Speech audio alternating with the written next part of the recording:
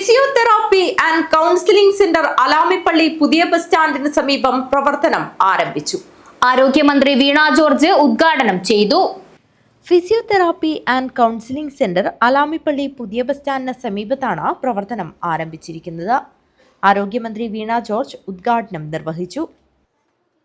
2019 ബഹുമാനിയായ ശൈലജ ടീച്ചറിന്റെ കാലത്ത് അന്നത്തെ മുൻ നയം പുതുക്കി 2023 ഈ സർക്കാരിന്റെ കാലഘട്ടത്തിൽ നമ്മൾ വളരെ വിശദവും വ്യക്തവുമായിട്ടുള്ള ഒരു കർമ്മ പരിപാടി തയ്യാറാക്കി.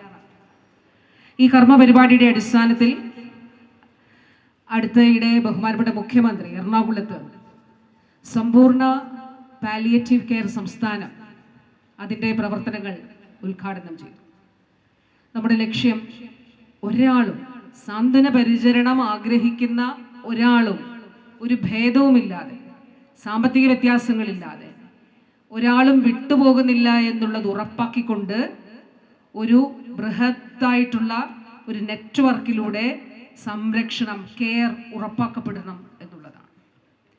അപ്പോൾ സർക്കാർ സംവിധാനത്തിൽ നമുക്ക് ആരോഗ്യ കേന്ദ്രങ്ങളിൽ പ്രാഥമിക തലത്തിൽ പാലിയേറ്റീവ് കെയർ നഴ്സസ് ഉണ്ട്. തദ്ദേശ സ്ഥാപനങ്ങളാണ് പാലിയേറ്റീവ് കെയർ നഴ്സസിനെ വെക്കുന്നത്. താലൂക്ക് ഹോസ്പിറ്റൽ, ജില്ലാ ഹോസ്പിറ്റൽ തലത്തിൽ സെക്കൻഡറി തലത്തിലുള്ള പാലിയേറ്റീവ് കെയർ യൂണിറ്റുകൾ ഉണ്ട്. അപ്പോൾ ഈ ഘട്ടത്തിൽ നമ്മളൊരു കാര്യം കൂടി ചെയ്തു. അതായത് 3 വർഷം മുൻപ് നമ്മളൊരു സർവേ ആരംഭിച്ചിരുന്നു. വാർഷിക സർവേയാണ്. അതിൻ്റെ പ്രധാന ലക്ഷ്യം ജീവിതശൈലി രോഗങ്ങൾ തടയുക എന്നുള്ളതാണ്. ആർക്കൊക്കെ രോഗമുണ്ട്, രോഗമുള്ളവർ കൃത്യമായി ചികിത്സ തേടുന്നുണ്ടോ, രോഗം വരാൻ സാധ്യതയുള്ളവർ ആരൊക്കെയാണ്, അവർ രോഗം വരാതെ ഇരിക്കാൻ എന്തൊക്കെ കാര്യങ്ങൾ ചെയ്യുന്നു, അതിനൊരു ആപ്പ് നമ്മൾ തയ്യാറാക്കി. നമ്മുടെ ആശമാർ വീട് വീടാനന്തരം കയറിയ സർവേ നടത്തുമ്പോൾ ഒരു കാര്യം, അതിൽ പല കാര്യങ്ങൾ കൂടി നമ്മൾ കണക്കിലെടുത്തു. അതിലൊരു കാര്യമാണ് എത്ര പേർ പൂർണ്ണമായി കിടപ്പിലാണ് കേരളത്തിൽ. എത്ര പേർ കിടപ്പിലല്ല, പക്ഷേ വീടിൻ്റെ വാതിലിന് പുറത്തേക്ക് പരസഹായമില്ലാതെ ഇറങ്ങാൻ കഴിയാത്തവരായിട്ട് എത്രയുണ്ട്. അപ്പോൾ നമ്മളുടെ ഒരു കണക്കനുസരിച്ച് 1,47,000 പേർ സാന്ത്വന പരിചരണം ആവശ്യമായ കിടപ്പ് രോഗികളായിട്ടുള്ളവർ സംസ്ഥാനത്തുണ്ട് എന്നുള്ളതാണ്. ഈ ഘട്ടത്തിൽ ബഹുമാനപ്പെട്ട CMന്റെ നിർദ്ദേശ അടിസ്ഥാനത്തിൽ ആരോഗ്യ വകുപ്പും തദ്ദേശ വകുപ്പും കൂടെ ചേർന്നുകൊണ്ട് നമ്മളൊരു പാലിയേറ്റീവ് കെയർ ഗ്രിഡ് രൂപീകരിച്ചു.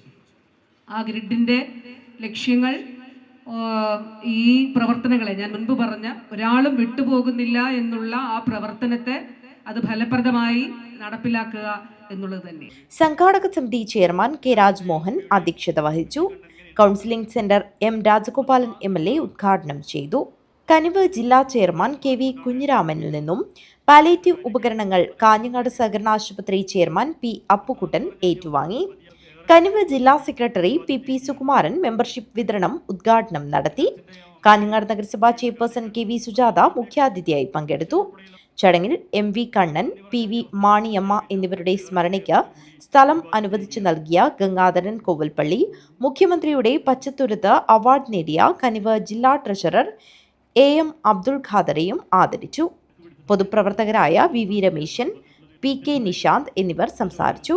കനിവ് ഏരിയ കോർഡിനേറ്റർ N. പ്രിയേഷ് സ്വാഗതവും ഫിസിയോതെറാപ്പി സെക്രട്ടറി KP ജ്യോതിഷ് നന്ദിയും പറഞ്ഞു. News bureau, Kanhangad.